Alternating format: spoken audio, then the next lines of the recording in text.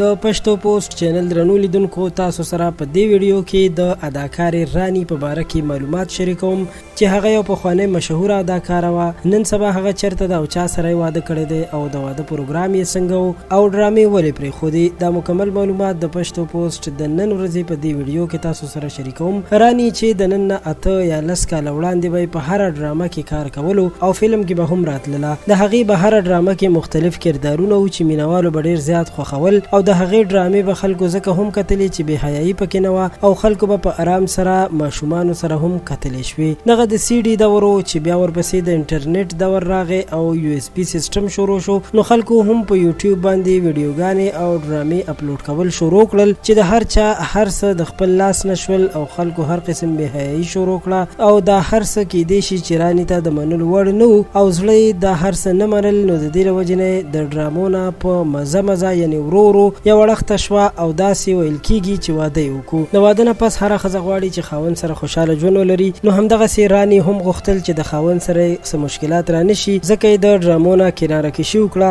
ځکه چې که ډرامې ډېرې هم په حیا کې وي خو بیا هم پردي سړي پکې وي او د ډانس دوران کې یو بل نه لاسونه هم تاووي، نو په دې وجه باندې رانی د هر څه نه توبه وکړه او اوس خپل خوشحاله ژوند تېروي. رانی د سنبل خان او کرن مشره خور ده چې کرن خان هم د فلمونو او ډرامو مشهور اداکاره وه چې اوس یې توبه کړې ده، خو صرف سنبل خان فلمونو کې ډېر بې حیا کارونه کوي او ورسره سندرې هم وایي. نو قدرمنو دا و د رانی باره کې معلومات چې تاسو سره مو شریک کړل او تر تاسو مو در ورسول. که تاسو د بل چا باره کې معلومات کول غواړئ نو کمنټ کې راته نوم ولیکئ، موږ به تاسو سره د هغوی باره کې هم ضرور معلومات شریک کړو.